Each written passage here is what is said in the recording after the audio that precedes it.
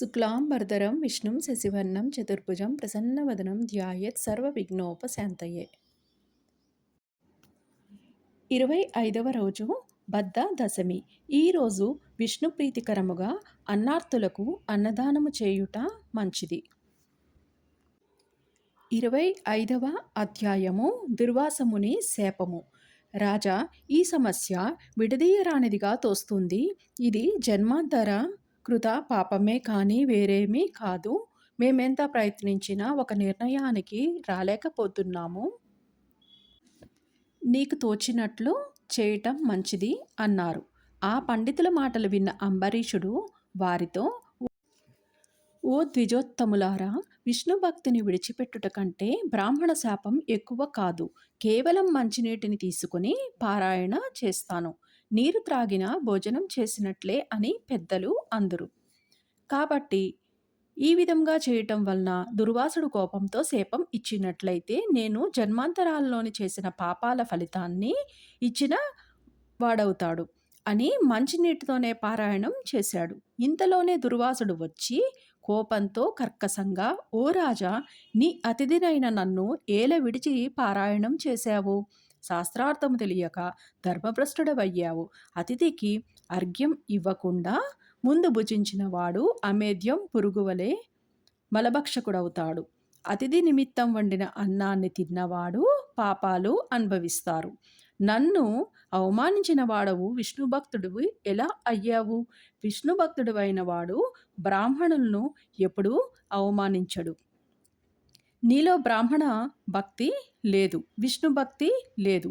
నీవు ధర్మిష్ఠుడవని వేషం వేసుకొని ధర్మాలను పాడు చేశావు. పాపాత్ముడవు. నీవు పుణ్యాత్ముల వంశంలోని ఎలా పుట్టావు అనెను.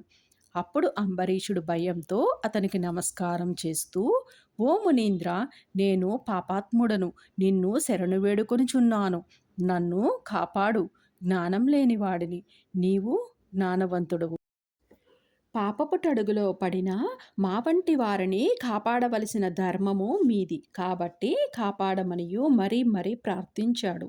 దుర్వాసుడు ఏమాత్రమో జాలి దయా చూపక తన ఎడమ కాలితోని తన్ని శాపం ఇవ్వటానికి పూనుకొని, నీవు చేపవు, తాబేలువు, పందివి, వికృత రూపుడవు, మరుగుజ్జువు, కసాయి పనులు చేసే బ్రాహ్మణుడవు, జ్ఞానం లేని క్షత్రియుడవు, దురాచార పరాయణుడువు, రాజార్హత లేని రాజువు, సకల జనులచే నిందింపబడు పాషాండ మార్గాన్న పోవువాడవు, క్రూరుడవు అయిన దయలేక బ్రాహ్మణులను చంపే బ్రాహ్మణుడవు అనే 10 జన్మలెత్తుతావని శాపం ఇచ్చాడు.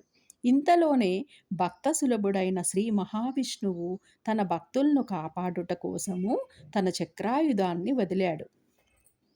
మంటలతోని కోటి సూర్య ప్రకాశమానంగా వెలుగుతున్న చక్రాన్ని చూచి దుర్వాసుడు భయంతో కంపిస్తూ తన ప్రాణాల్ని కాపాడుకోవటానికి పరుగు పెట్టడం ప్రారంభించాడు. తరుముతున్న చక్రమును చూచి దుర్వాసుడు భూమండలం అంతా తిరుగుచున్నాడు. కానీ అతనిని ఎవ్వరూ రక్షించలేకపోయారు. ఇంద్రుడు మొదలైన ద్వారపాలకులు, వశిష్ఠాది మహర్షులు, బ్రహ్మరుద్రులు కూడా తమ వల్ల కాదన్నారు. దుర్వాసుడికి దిక్కు తోచటం లేదు. 25వ అధ్యాయము సంపూర్ణము.